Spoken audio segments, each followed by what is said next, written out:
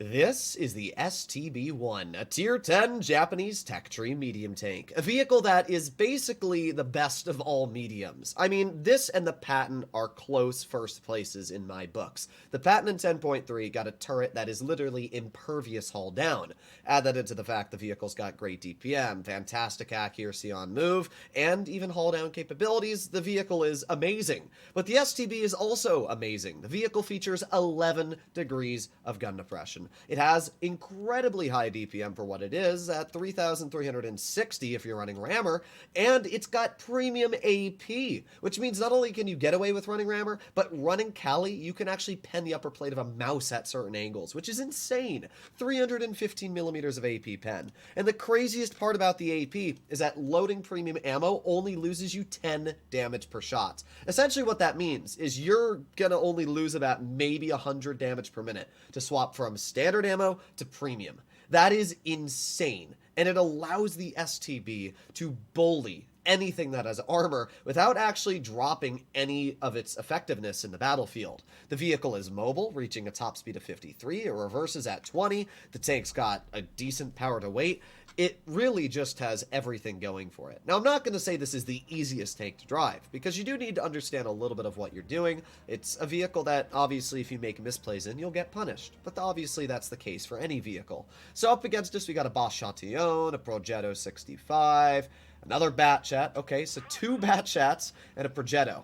Okay, so I guess we're just only fighting autoloaders today, which is kind of cringe, I'm not going to lie. I don't mind fighting autoloaders, I mind fighting 3 of them. The good news is at least we have a Sheridan, and that thing hits real hard. So if my Sheridan can get some big slaps out, I will, you know, try to cover him in the process. Oh, there's the enemy Bat Chat. Nice shell right into his tank. Oh boy, are they just going to YOLO? Well, it looks like our Bat Chat is. Let's see. I'm going to try and just bonk this guy. There you go. Not a bad shot. I'm playing aggressive and passive at the same time because I don't know where their Progetto is. Yeah, that's kind of what I expected. Okay, so the Prog's in the back. Let's aim it on his vehicle. Nice shot, but our Sheridan has bled a lot of health. And not only has he bled a lot of health, Sheridan, get off me, please, bro. Get off. Bro, what is he doing? I've legit never seen this before. What is man doing? Alright, well, either way, I'm gonna get out. He's just driving like an absolute maniac, but, I'm leaving, because obviously I know what's gonna unfold here if I don't. Let's just aim it on the enemy. There you go. Nice 320 damage shot into the Bat Chat. He misses me. Not able to get another shell out, it looks like, but we are gonna aim it on the other Bat Chat. There you go. Another 330 damage. I think if we get to this ridge right here, we should be fairly safe. Our Sheridan is obviously screwed. I mean, he's not getting out. We do get 1 bounce, and we get a pen into the Prog. He pens me once in return. But the good news is that our Sheridan is still alive. And that's the most important thing. If that Sheridan can stay alive and waste the enemy's time, then we'll be in a pretty good situation. We're going to get a nice shot into the E75, and you can see where this vehicle's high rate of fire and decent accuracy come into play.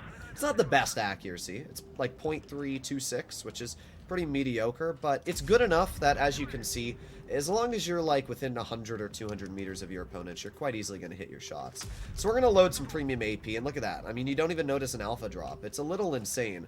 We got the enemy Bat Chat off to the side, and he's going to try and poke our Sheridan. I get 1 nice shell in. Our Sheridan is not the brightest bulb, and he pushes the enemy Bat Chat, killing himself. Not sure why he did that, to be completely real, but oh well, doesn't really affect me. We get 1 nice shell into the 60 TP. We're going to aim it on the Bat Chat. There you go. Another easy shell into his vehicle. You can also see that he bounces me with the heat, because again, this thing has stupid good armor. Bat Chat still thinks he's going to get me, and he doesn't. Surprising to nobody. I don't really know what his big brain plan was there, to be completely real. Easy shell into the rear of the VZ55, and just like that, we are already up to a very, very respectable 5,000 damage with our 413 max roll.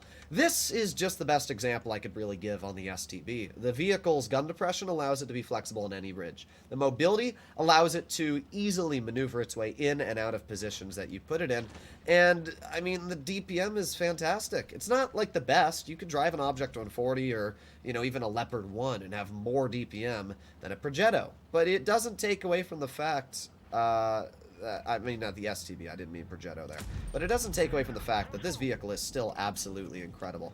So we're going to ram this guy. There you go. And another nice shot. And we killed him with a fire. Well, that's just a perfect finish to the battle that we already had going on here. So, obviously, this was an easy steamroll victory. And we were able to deal 6,025 damage. We blocked 1,600. We got a first class. Not even an ace, just a first class. We did get a high caliber, which means we're going to make 110,000 credits. I would highly recommend for anybody that has not ground the STB, and you have at least 1 or 2 brain cells, that this is the first medium, or maybe one of the first mediums you go for. I mean, the thing is just insane.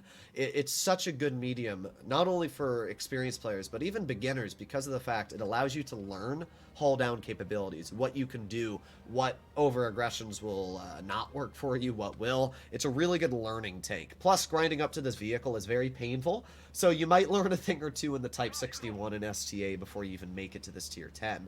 So let's see what we can do here on the second game. Up against us, we got another double auto-loading medium there. We got a Bat Chat and a Skoda T50, and they got an E50. Okay, but we do have a better lineup for mobility. We have an E50M, me, and a M46 Patton. So we have 2 tier 10s. They don't even get a tier 10 medium. They get 2 tier 10 tank destroyers. Once again, a fantastic example of the matchmaker just not being good.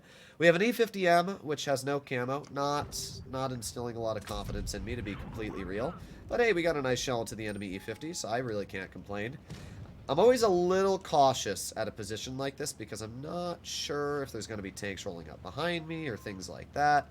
We can see the VK90. Oh, the enemy Bat Chat has been spotted, which means this E50 is most likely alone. We're going to aim in another shell onto his lower plate, but oh boy, that is not what I wanted to run into. We got an enemy YAG right in front of us. He does indeed shoot, though, which means we can get a very easy shell into the lower plate. This is obviously where using your adrenaline comes into play here.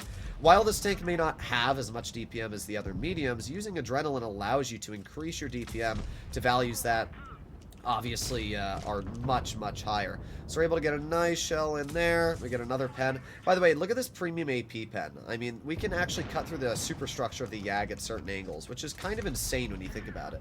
So, I don't know. Okay, the Skoda does actually have a shot. I wasn't sure if he did. I was like, I don't know if he has a shell. But it really doesn't seem like it's going to matter. We're already up to 2,200 damage, and, I mean, the enemy team has very clearly lost this battle.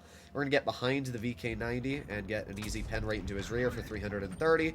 And let's reload again. Oh, he just got absolutely bonkered, but that's fine with me. Another easy shell for 340. And the 50M's going to, I'm going to guess bounce him, but I guess we'll find out. We're going to roll up to the side of the YAG, maybe get a shell into him, aiming, and bonk. Oh, unfortunate.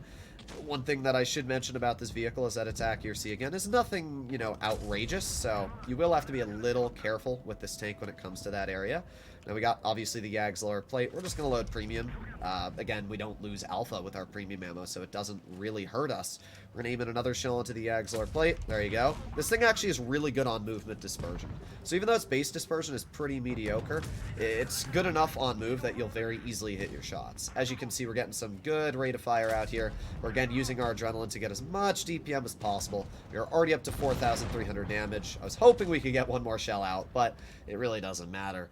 The STB is amazing, and I'm surprised I haven't made a video on the vehicle yet, to be honest, but yeah, the tank is just absolutely incredible. 4,300 damage. We easily came out with a victory. Only a third class, nothing insane, but still, I mean, do I need to say anything else about this vehicle? It is fantastic. Hopefully you enjoyed today's video, and I'll see you all in the next one. Bye-bye.